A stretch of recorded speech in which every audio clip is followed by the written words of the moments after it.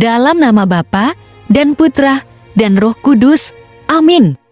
Allah yang berbelas kasih, sabdamu adalah terang dan pelita hidup kami. Bimbinglah kami oleh Roh Kudus-Mu. Amin. Salam, Bapak, Ibu, dan saudara-saudari terkasih dalam Kristus Yesus. Salam sejahtera dan salam damai beserta Yesus Kristus. Marilah kita membaca, mendengarkan, dan merenungkan firman Allah.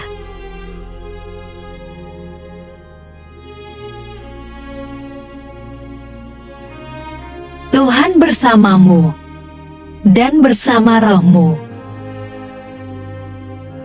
Inilah Injil suci menurut Lukas. Pada suatu hari, ketika Yesus mengajar, ada beberapa orang Farisi dan ahli Taurat duduk mendengarkannya. Mereka datang dari semua desa di Galilea dan Yudea dan dari Yerusalem. Kuasa Tuhan menyertai dia, sehingga ia dapat menyembuhkan orang sakit.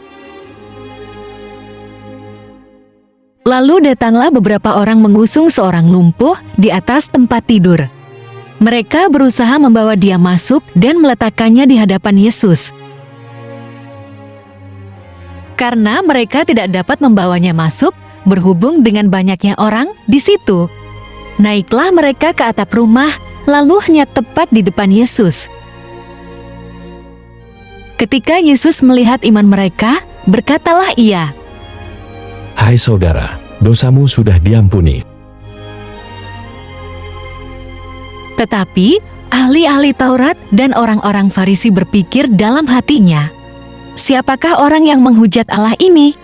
Siapa yang dapat mengampuni dosa selain daripada Allah sendiri?" Akan tetapi, Yesus mengetahui pikiran mereka, lalu berkata kepada mereka, "Apakah yang kamu pikirkan dalam hatimu? Manakah lebih mudah, mengatakan, 'Dosamu sudah diampuni,' atau mengatakan, 'Bangunlah dan berjalanlah'? Tetapi, supaya kamu tahu bahwa di dunia ini Anak Manusia berkuasa mengampuni dosa." Berkatalah ia kepada orang lumpuh itu, "Kepadamu kukatakan, bangunlah, angkatlah tempat tidurmu, dan pulanglah ke rumahmu."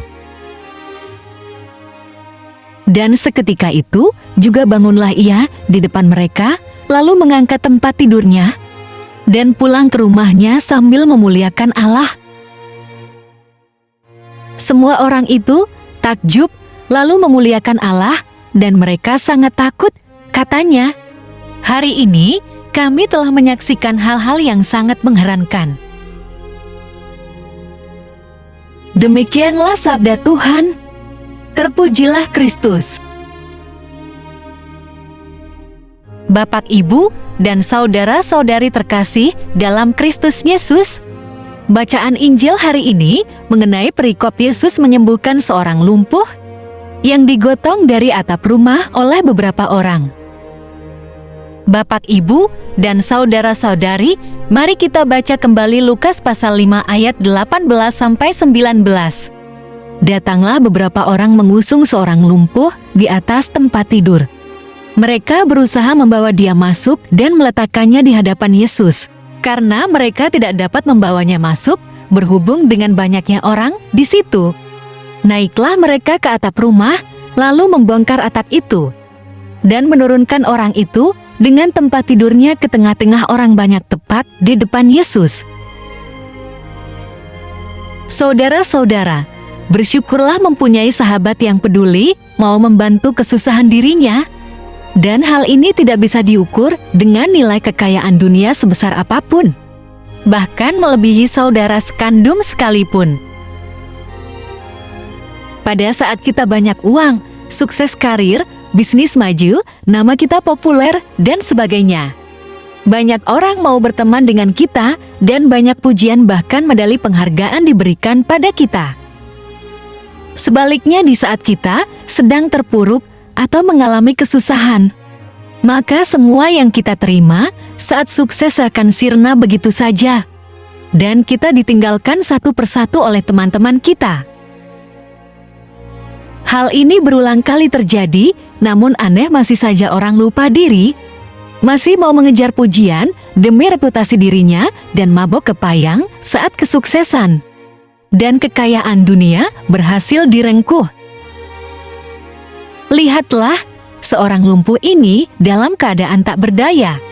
Namun sahabatnya mau menggotongnya dan membawanya kepada Yesus supaya mendapatkan kesembuhan bagi dirinya. Yesus memuji kebaikan sahabat orang lumpuh ini. Sesuai dengan firman Tuhan, bahwa jika kita berbuat kasih kepada sesama, maka kita mendapatkan pengampunan dosa.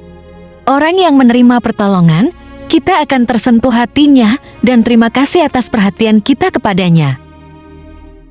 Biasanya pengaruhnya bisa membuat ia menyadari betapa hidupnya menjauh dari Tuhan. Dan hati nuraninya pasti akan disentuh oleh Allah Roh Kudus supaya ia bertobat dan mengubah sikap hidupnya.